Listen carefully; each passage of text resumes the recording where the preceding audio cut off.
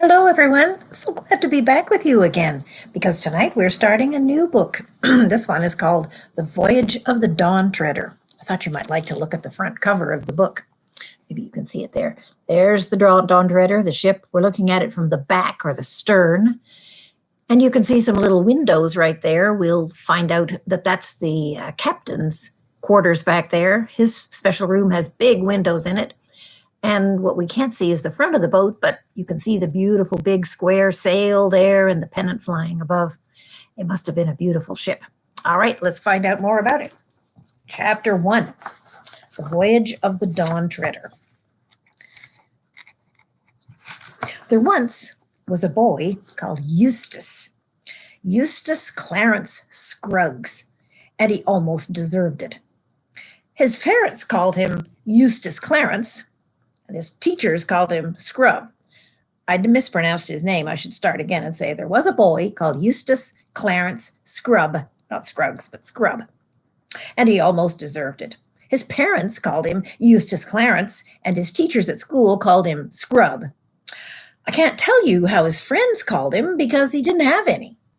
He didn't call his mother and father and mother, but Harold and Alberta.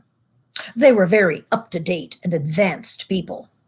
They were vegetarians.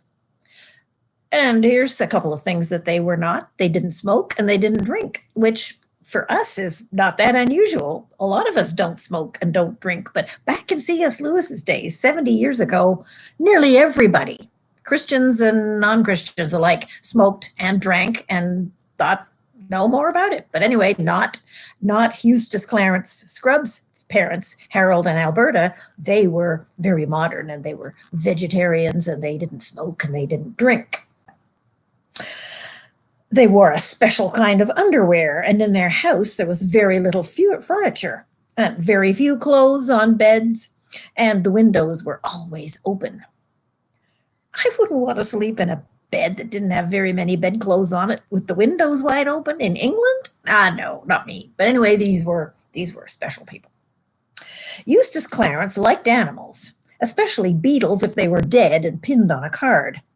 He liked books if they were books full of information and had pictures of grain elevators or fat foreign children doing exercises in model schools.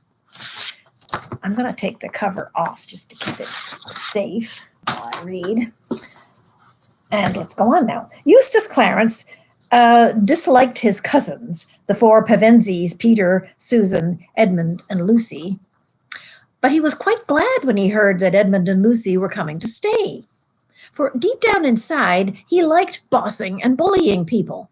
And though he was a puny little person himself and couldn't have stood up even to Lucy, let alone to Edmund in a fight, he knew that there are a dozen ways to give people a bad time if they're in your home and they're your visitors. Edmund and Lucy did not want to come and stay with Uncle Harold and Aunt Alberta, but it really couldn't be helped. Father had a job lecturing at a university in America for 16 weeks that summer, and Mother was going with him because she really hadn't had a holiday in 10 years. Peter was working very hard for an exam, and he was going to spend the summer holidays being coached by old Professor Kirk, in whose house these four children had wonderful adventures long ago in the war years. Do you remember those? The Lion, the Witch, and the Wardrobe, Professor Kirk's magic wardrobe that he had in his house. And we even know what Professor Kirk's first name is, don't we? Because we've read The Magician's Nephew, and we know that he was Diggory. If Professor Kirk had still been in that house where they had been, then he could have had them all come and stay, but somehow he had become poor since the old days, and he was living in a small cottage with only one spare bedroom. It would have cost too much money to take the three children to America, so Susan went, and the younger two were going to stay with Uncle Albert and Aunt Alberta. Grown-ups thought that Susan was the prettiest one of the family, and though she was no good at schoolwork, though otherwise she was quite grown up for her age, Mother said that she would get far more out of a trip to America than the young ones would. Edmund and Lucy tried not to begrudge Susan her good luck, but it was dreadful having to spend the summer holidays at their aunt's. But it's far worse for me, said Edmund, because you at least are going to have a room to yourself, but I have to share a bedroom with that record stinker, Eustace. The story begins on an afternoon when Edmund and Lucy were stealing a few precious moments together alone. And of course, they were talking about Narnia, which was the name of their own private and secret country. Most of us, I suppose, have a secret country, but for most of us, it's only an imaginary country. For Edmund and Lucy, though, they were luckier than most people in that respect. Their secret country was real. They had already visited it twice, not in a game, not in a dream, but in reality. They had, of course, gotten there by magic, which is the only way of getting to Narnia, and a promise, or very nearly a promise, had been made to them that they would someday get back. You can imagine that they talked about it a good deal when they got the chance. They were in Lucy's room, sitting on the edge of her bed and looking at a picture on the opposite wall. It was the only picture in the house that they liked. Aunt Alberta didn't like it, and that's why it was put in a little back room upstairs. But she couldn't get rid of it because it had been a wedding present from someone that she did not wish to offend. It was a picture of a ship. The ship was sailing straight toward you. Her prow was gilded and shaped like the head of a dragon with a wide open mouth. She had only one mast and one large sail, which was a deep, rich purple. The sides of the ship, what you could see of them, where the gilded wings of the dragon ended, were green. She had just run up to the top of one of those glorious blue waves, and the nearer slope of that wave came down toward you with streaks and bubbles on it. She was obviously running fast before a good wind, leaning over a little to the port side. And by the way, if we're going to read this story at all, and you don't know already, you better get it into your head that the left part of the ship, when you're standing looking forward, is the port side. So my left side is the port side, and the right side is the starboard. All the sunlight fell on her from that side, and the water on that side was full of green and purple. On the other side, it was darker blue from the shadow of the ship. The question is, said Edmund, whether it doesn't make things worse looking at a Narnian ship when you can't get there. But it's better than looking at nothing, said Lucy, and she is such a very Narnian ship. Still playing your old game, said Eustace Clarence, who had been listening outside the door and now came grinning into the room. Last year, when he had been staying with the Pevensies, he had managed to hear all of them talking about Narnia, and he loved teasing them about it. He thought, of course, that they were making it all up, and as he was far too stupid to make up anything himself, he did not approve of that. You're not wanted here, said Edmund curtly. I'm trying to think of a limerick, said Eustace, something like this. Some kids who played a game about Narnia got gradually barmier and barmier. Well, Narnia and barmier don't rhyme to begin with, said Lucy. It's assonance, said Eustace. Don't ask him what assonance is, said Edmund. He's only longing to be asked. Say nothing, and maybe he'll go away. Most boys on meeting a reception like this would have either cleared off or flared up, but Eustace did neither. He just stood there hanging about grinning, and presently he began to talk again. Do you like that picture? He asked.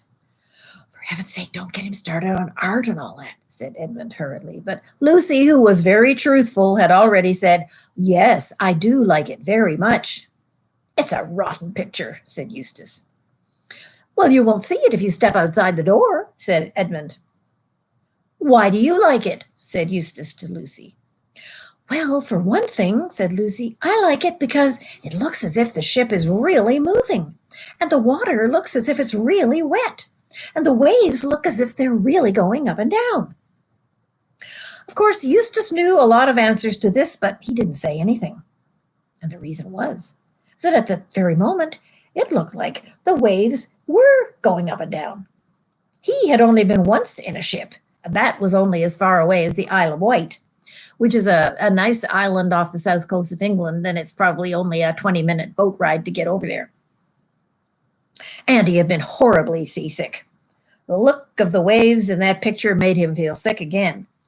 He turned rather green and tried another look. And then all three children were staring with open mouths. What they were seeing may be hard to believe when you read it in print, but it was almost as hard to believe when you saw it happening. The things in the picture were moving. It didn't look at all like a motion picture either. The colors were too real and clean and out of doors for that.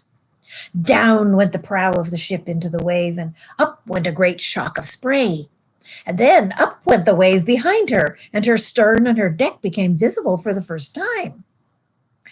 At the same moment, an exercise book which had been lying beside Edmund on the bed flapped, rose, and sailed through the air. And Lucy felt that her hair was whipping around its face like it does on a windy day. And this was a windy day, but the wind was blowing out of the picture toward them. And suddenly, with the wind, came noises. The swishing of waves, and the slap of water against the ship's sides, and the creaking, and the already high, steady roar of air and water. But it was the smell, the wild, briny smell, which convinced Lucy that she was not dreaming. "Stop it," said Eustace's voice, squeaky with fright and bad temper.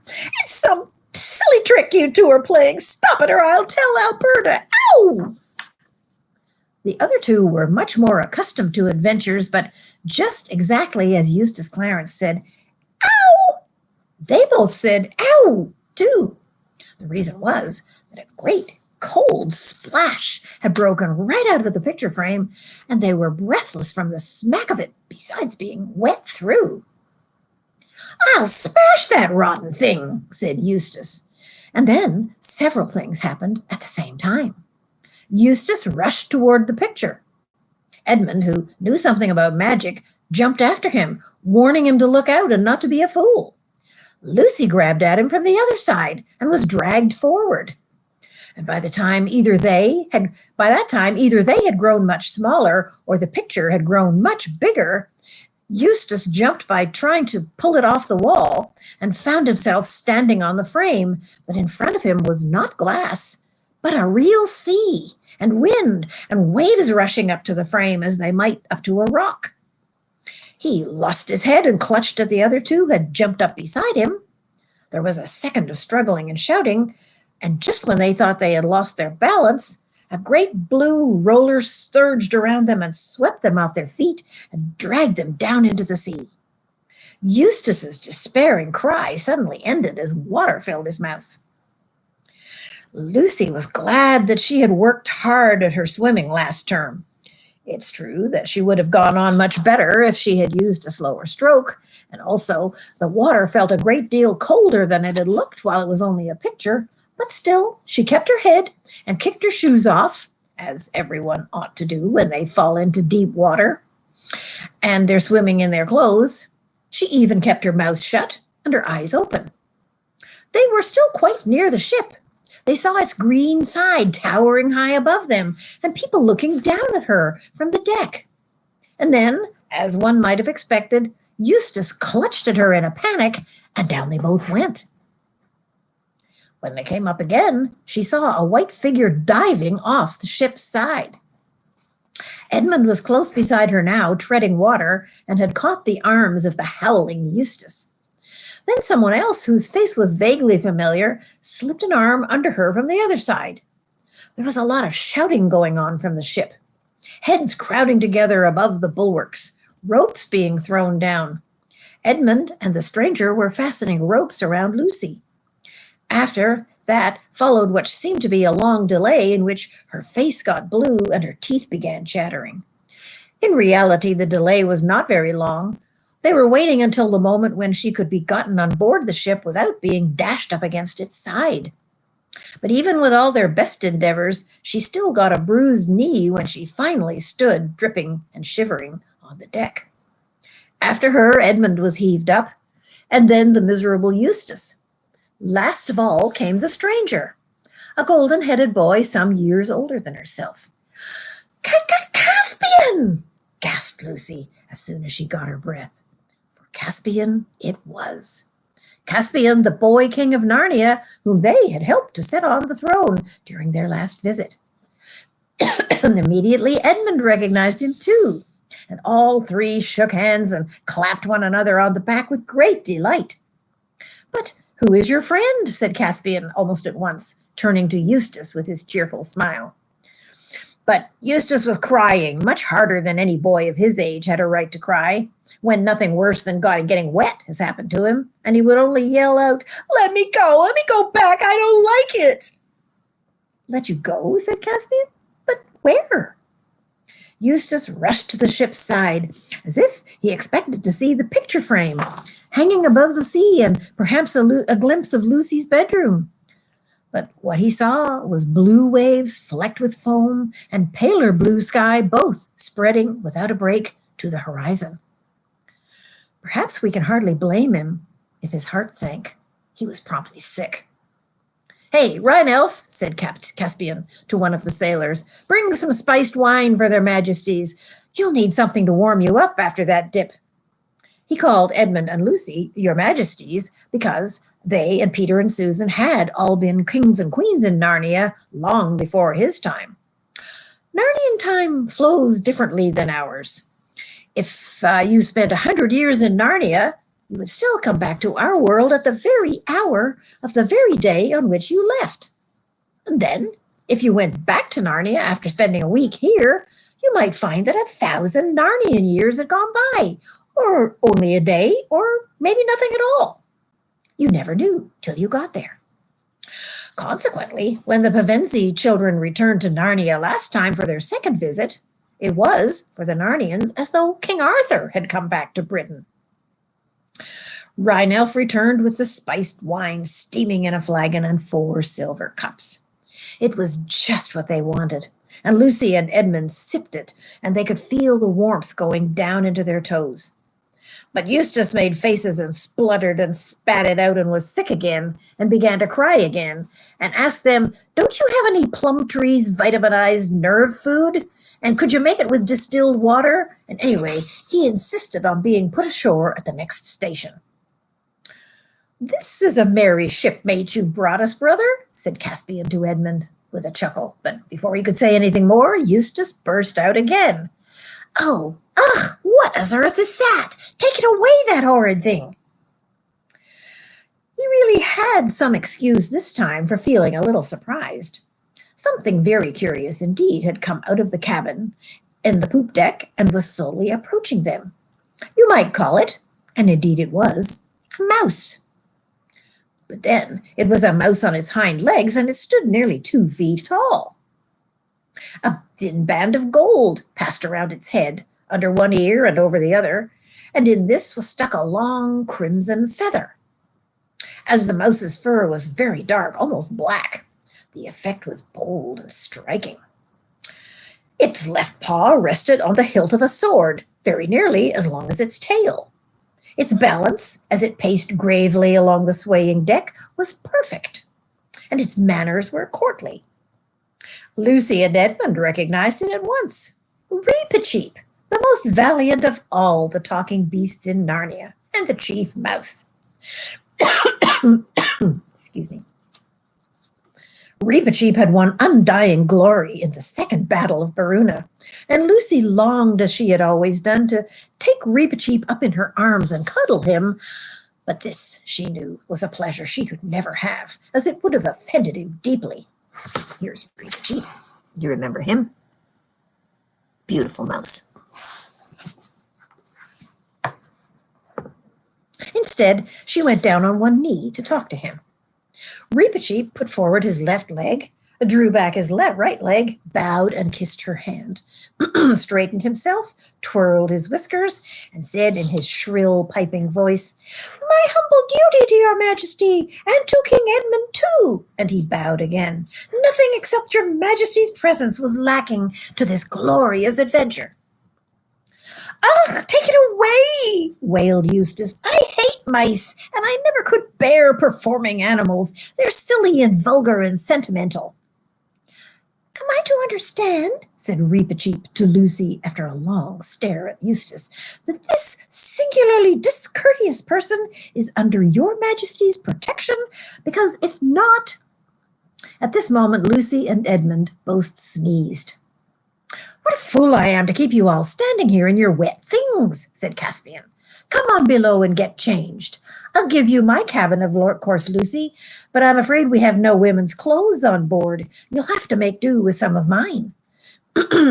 Lord Reepicheep, lead the way like a good fellow.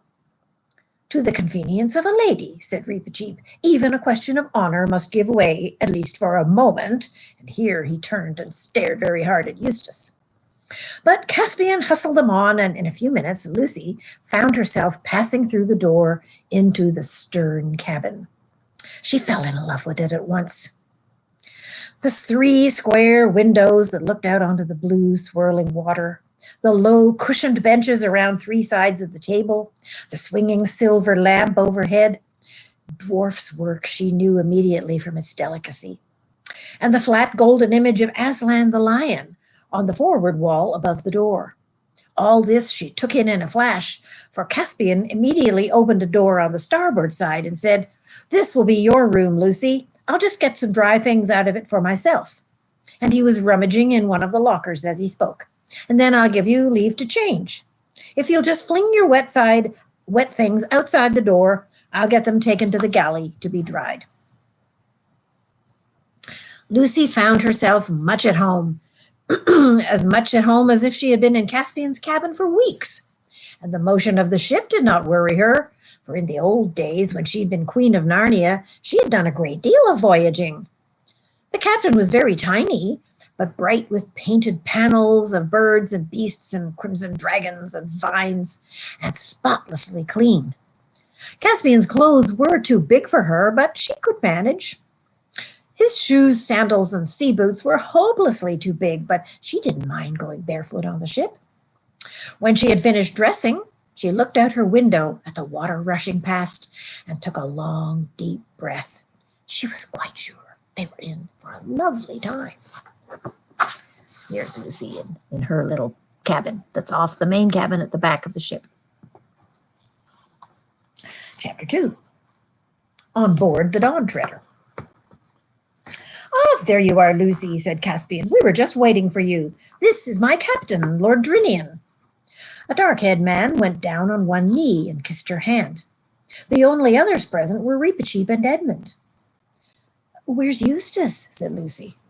"In bed," said Edmund, "and I don't think we can do anything for him. It only makes him worse if you try to be nice to him." "Meanwhile," said Caspian, "we need to talk." "By Jove, we do," said Edmund. "And first we need to talk about time. It's just a year by our time since we left you before your coronation. How long ago was that in Narnia?" "Exactly 3 years," said Caspian. "All going well?" said Edmund. "You don't suppose I'd have left my kingdom and put out to sea unless all was well," said Caspian. "It couldn't be better. There's no trouble at all now between telmarines, dwarfs, talking beasts, fauns, and the rest. And we gave those troublesome giants on the frontier such a good beating last summer that they pay us tribute now. And I had expected an excellent person to leave as regent while I'm away. Trumpkin the dwarf, do you remember him?" "Dear Trumpkin, of course I do. You couldn't have made a better choice to leave him in charge of the country." "He's loyal as a badger, ma'am, and as valiant as a mouse," said Drinian. He had been going to say as a lion, but he noticed that Reepicheep's eyes were fixed on him.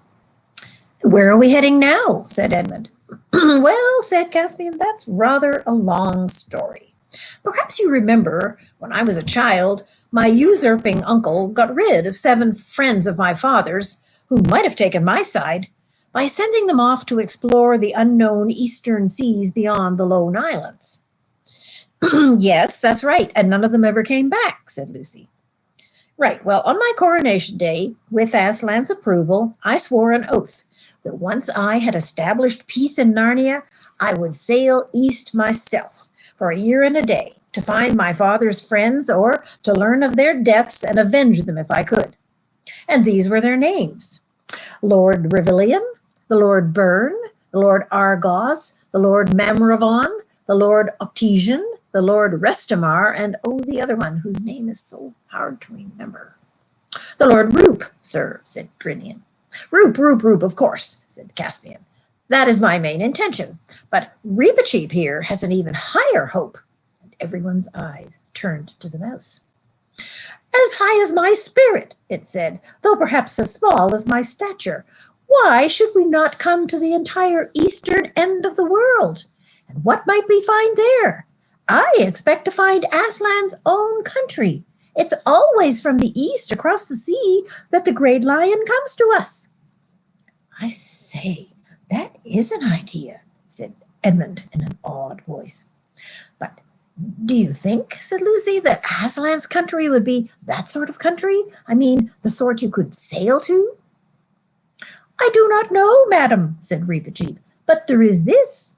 When I was in my cradle, a wood woman, a dryad, spoke this verse over me. Where sky and water meet, where the waves grow sweet, doubt not, Reepicheep, to find all you seek, there is an utter east. I don't know what that means, but the spell of it has been on me all my life. After a short silence, Lucy asked, And where are we now, Caspian? The captain can tell you better than I, said Caspian. So Drinian got out his chart and spread it on the table. This is our position, he said, laying his finger on it. Or it was at noon today. We had a fair wind from Cair Paravel, and we were a little north of Galma, which we made the day after we sailed. We were there for a week, for the Duke of Galma made a special tournament for His Majesty, and there he unhorsed many knights. And I got a few nasty spills myself, Drinian, and some of the bruises are still there, said Caspian. Unhorsed many knights, continued Drinian with a grin. We thought the Duke would have been pleased if his King's Majesty would have married his daughter, but nothing came of that. She squints, said Caspian. Oh, poor girl, said Lucy. And then we sailed from Galma, continued Drinian, and we ran into calm for the best part of 2 days, and we had to row. And then we had wind again, and did not make Terebinthia until the 4th day from Galma. And their king sent out a warning not to land there, for there was sickness in Terebinthia. But we sailed around the Cape and put into a little creek far from the city and got some water. And then we had to lie off for 3 days before we got a good southeast winds and sailed for the 7 Isles. The 3rd day out, a pirate overhauled us, but when she saw us well armed, she left after some shooting of arrows on either part. And we ought to have chased her. I'm sure I should be speaking in the mouse's voice. And we ought to have chased her and boarded her and hanged every mother's son of them, said Reepicheep. And then, sorry, I'm not doing a good job with this, am I? Forgive me. And in 5 more days, we were in sight of Mull, which, as you know, is the westernmost of the 7 Isles. Then we rode through the straits and came out at sundown into Redhaven on the Isle of Bren, where we were very lovingly feasted. And they gave us food and water as well. We left Redhaven 6 days ago and have made marvelously good speed, and I hope to see the Lone Islands the day after tomorrow.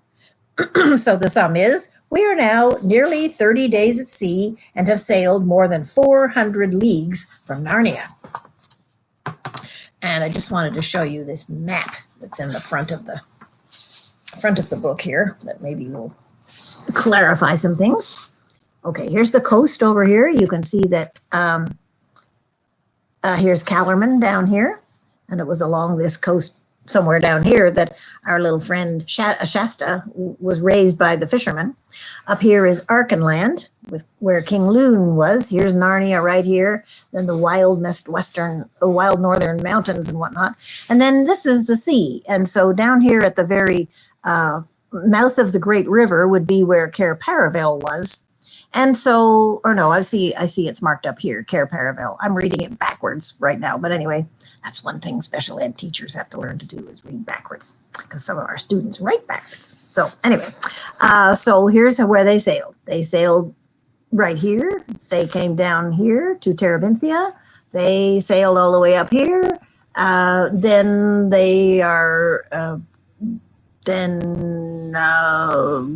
can't see where the arrows go after that. But anyway, here's about where the children got on the ship. And they're sailing toward the Lone Islands, which are right here. All right.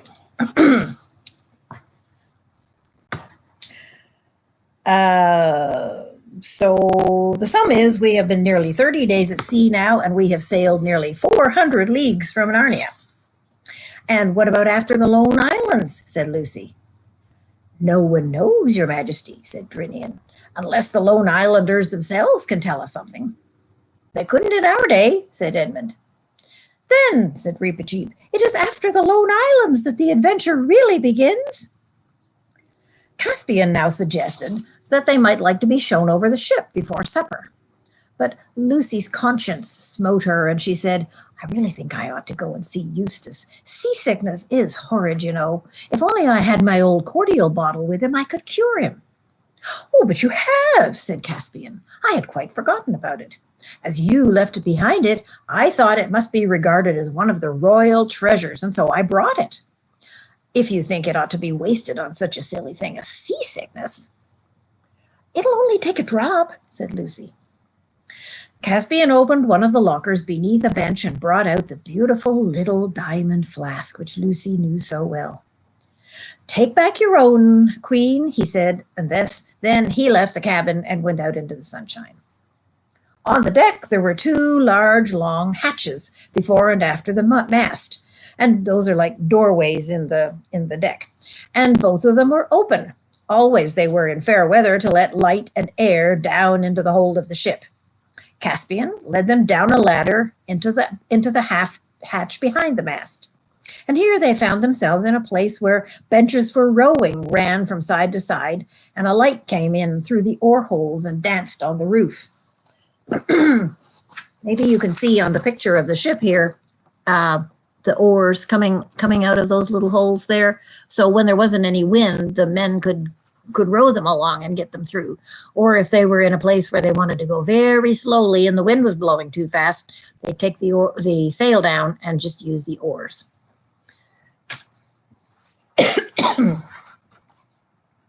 All right, let's see now.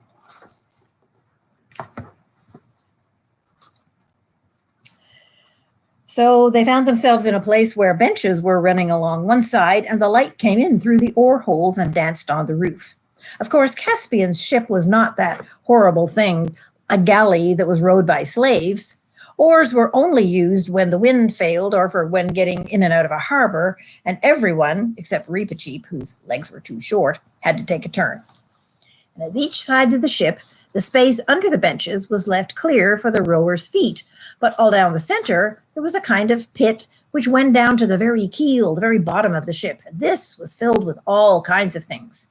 Sacks of flour, casks of water and beer, barrels of pork, jars of honey, skin bottles of wine, apples, nuts, cheese, biscuits, turnips, sides of bacon. And from the roof, that is from the underside of the deck, hung hams and strings of onions, and also the men of the watch off duty were in their hammocks hanging there. Caspian led them back to the back of the ship, stepping from bench to bench. At least it was stepping for him, something between a step and a jump for Lucy, and a really long jump for Reepicheep. In this way, they came to a partition with a door in it. Caspian opened the door and led them into a cabin, which filled the stern underneath the deck cabins. It was, of course, not so nice. It was very low, and the sides sloped together as they went down, so that there was hardly any floor, though it did have windows of thick glass. But they were not made to open because they were underwater. In fact, at this very moment, as the ship pitched up and down, they were alternately golden with sunlight and dim green with the sea. This is where you and I will sleep, said Edmund. We'll leave your kinsman the bunk and We'll leave your kinsman the bunk, and we'll take the sling hammers for ourselves. Oh, I beseech your majesty. No, no, shipmate, said Caspian. We have already argued that out already. You and Rince was the ship's mate, are sailing the ship, and you will have the cares and labors many a night when we're singing or telling stories, so you and he must have the port cabin above. King Edmund and I can lie very snugly here below. But how is the stranger? Here's the cabin where Edmund and Caspian are going to be. You see the walls are very sloped because it's the very bottom of the sides of the ship there. But how is the stranger? Eustace, very green in the face, scowled and asked whether there was any sign of the storm getting less. But Caspian said, "What storm?" And Drinian burst out laughing. "Storm, young master. This is as fair weather as a man could ask for." "Who's that?" said Eustace irritably. "Send him away. His voice goes right through my head." "I've brought you something that'll make you feel better, Eustace," said Lucy. "Oh, go away and leave me alone," growled Eustace. But he took a drop from her flask, and though he said it was beastly stuff, the smell in the cabin when she opened it was delicious. It is certain that his face became the right color a few minutes after he had swallowed it. And he must have felt better because instead of wailing about the storm in his head, he began demanding to be put ashore and said that the first port they came to, he would lodge a complaint against them with the British consul. But when Reepicheep asked him what a complaint was and how you lodged it, Reepicheep thought that maybe some new way of arranging single combat. Eustace could only reply, "Fancy not knowing that."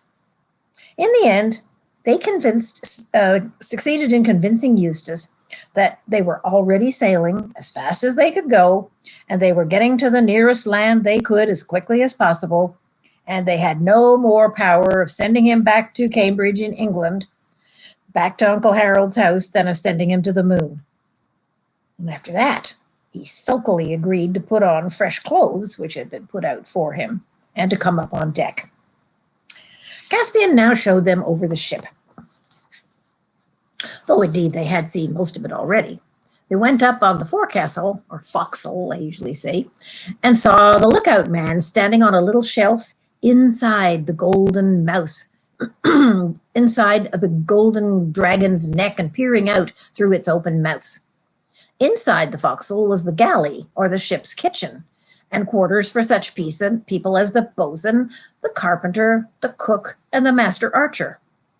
If you think it's odd that they had the galley up in the bows in the front of the ship, and you would imagine that the smoke from its chimney would stream back over the ship, that's because you're thinking of steamships, where there's always a headwind. But on a sailing ship, the wind is coming from behind, and everything smelly is put as far forward as possible. They were taken up to the fighting top, and at first it was rather alarming to rock to and fro there. That's a little tiny level platform halfway up the mast, and see the deck looking small and far away beneath. You realized that if you fell, there was no particular reason why you should fall back onto the deck instead of into the sea. Then they were taken to the poop deck, where Rince was on duty with another man at the great tiller. That would be the little deck at the very back, right over, maybe I can show you on this picture, right over that little section where the windows are at the very back of the ship. Above that would be a flat area called the poop deck. All right. Where Rince was on duty with another man at the great tiller. That would be the big big paddle thing that would steer the ship. And they would stand up there. And the dragon's tail rose up, covered with gold, and round it ran a little bench. The name of the ship was the Dawn Treader. She was only a little bit of a thing compared with one of our ships, or even with the galleons which the Narnians had owned when Lucy and Edmund had reigned there under Peter and the High King. For nearly all navigation had died out under Caspian's ancestors, and when his uncle Miraz the usurper had sent the seven lords to the sea, they had to buy a ship from Galmia and man it with hired Galmian sailors.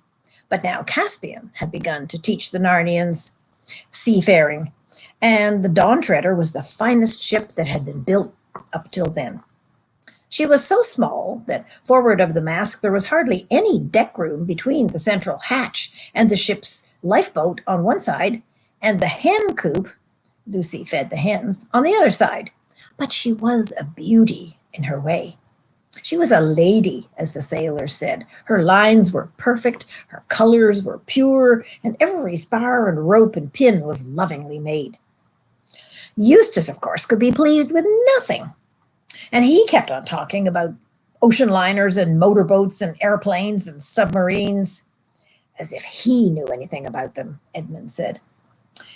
But the other two were delighted with the Dawn Treader, and when they returned back to the cabin and supper and saw the whole western sky lit up with an immense crimson sunset, and felt the quiver of the ship and tasted salt on their lips, and thought about the unknown lands on the eastern rim of the world, Lucy felt as if she was too happy to speak.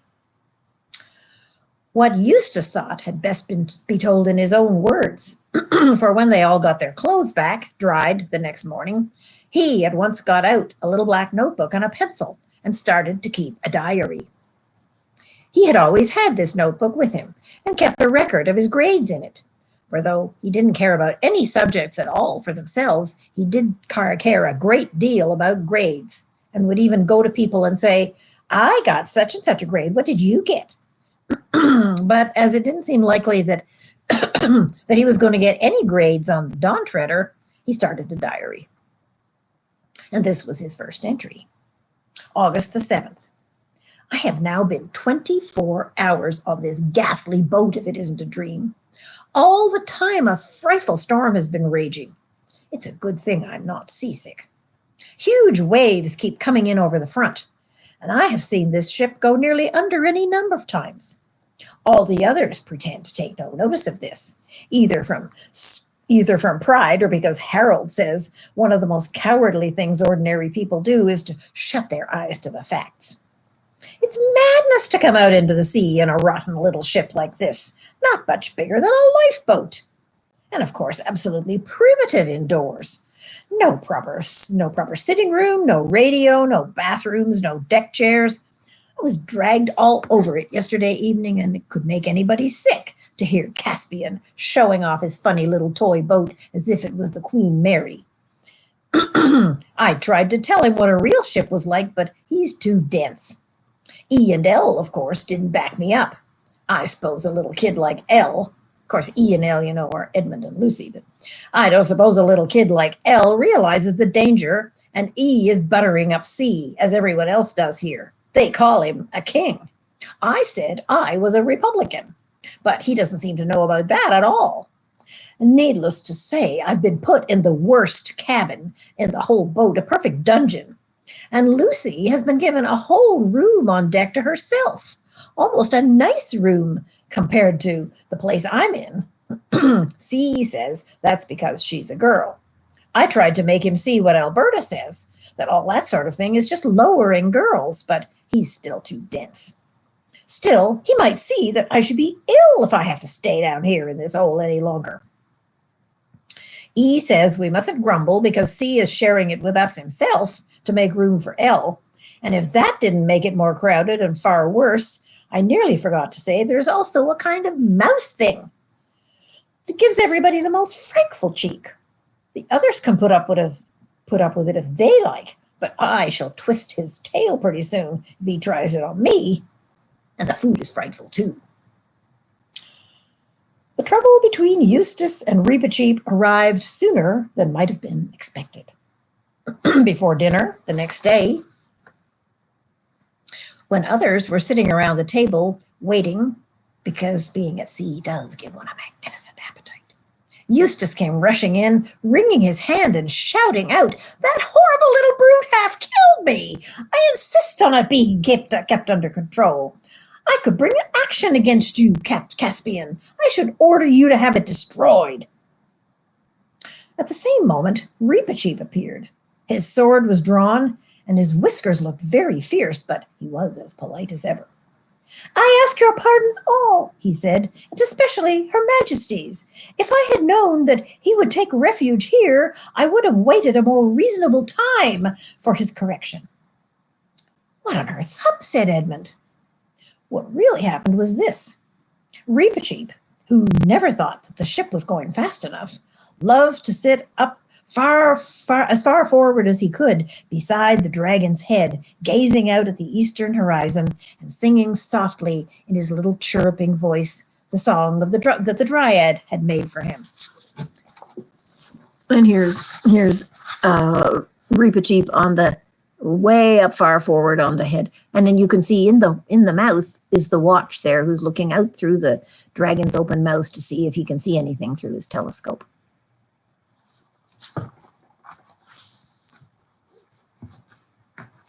Singing the little song that the dryad had made for him. He never held on to anything, however, the ship pitched, and he kept his balance with perfect ease. Perhaps his long tail, hanging down to the deck inside the bulwarks, made this easier. Everyone on board was familiar with this habit, and the sailors liked it, because when someone was on lookout duty, it gave somebody to talk to. Why exactly Eustace had slipped and reeled and stumbled all the way up there, he hadn't yet got his sea legs. In other words, he wasn't used to walking on a deck that was rolling back and forth. Perhaps he hoped he would see land, or perhaps he wanted to hang around the galley and scrounge some food. Anyway, as soon as he saw that long tail hanging around, and perhaps it was rather tempting, he thought that it would be delightful to catch hold of it and swing Reepicheep around by it once or twice upside down, and then run away and laugh. Look at that. Isn't that awful? What a bad boy Eustace is. At first, the plan seemed to work beautifully. The mouse wasn't much heavier than a very large cat. Eustace had him off the rail in a second, and very silly he looked, thought Eustace, with his little limbs all splayed out and his mouth open. But unfortunately, Reepicheep, who had fought for his life many a time, never lost his head even for a moment, nor his skill. It is not very easy to draw one's sword when one is being swung around in the air by one's tail, but he did. And the next thing Eustace knew was 2 agonizing jabs in his hand, which made him let go of the tail. And the next thing was that the mouse had picked himself up again as if he were a ball bouncing off the deck, and there it was facing him. And a horrid, long, bright, sharp thing like a skewer was waving to him fro within an inch of his stomach. Stop it, spluttered Eustace. Go away, put that thing away, it's not safe. Stop it, I say. I'll tell Caspian. I'll have you muzzled and tied up. Why do you not draw your own sword, poltroon? Cheeped the mouse. Draw and fight like a man, or I'll beat you black and blue. I haven't got a sword, said Eustace. I'm a pacifist. I don't believe in fighting. Do I understand, said Reepicheep, withdrawing his sword for a moment and speaking very sternly, that you do not intend to give me the satisfaction? I don't know what you mean, said Eustace, nursing his fan. If you don't know how to take a joke, I'm not going to bother my head about you. Then take that, said Reepicheep, and that, to teach you manners and the respect due to a knight and a mouse and a mouse's tail. And at each word he gave Eustace a blow with the side of his sword, which was thin, fine, dwarf-tempered steel, and supple and as effective as a birch rod, something you'd use to spank boys in school. And at each word he gave Eustace a blow with it. Eustace, of course, was at a school where they didn't have corporal punishment, so the sensation was quite new to him. That was why, in spite of having no sea legs, it took him less than a minute to get off the forecastle and to cover the whole length of the deck and to burst in at the cabin door, still hotly pursued by Reepicheep. Indeed, it seemed to Eustace that the rapier as well as the pursuit was hot. It might have been red hot by the feel of it. There wasn't much difficulty settling the matter once Eustace realized that everyone took the idea of a duel seriously and heard Caspian offering to lend him a sword. Adrinian and Edmund discussing whether he ought to be handicapped in some way to make up for his being so much bigger than Reepicheep. He apologized sulkily and went off with Lucy to have his hand bathed and bandaged, and then went back to his bunk. He was careful to lie on his side. And that is the end of chapter 2. What do you think? This is going to be quite an adventure. Sounds like Eustace is not the kind of boy we'd want to have with us on an adventure, does it? But we'll stick with him and hope that things get better. Anyway, thank you so much for being with me tonight. I've enjoyed reading to you. I'll look forward to reading chapter 3 and 4 tomorrow. We'll find more about the Voyage of the Dawn Treader. Bye for now.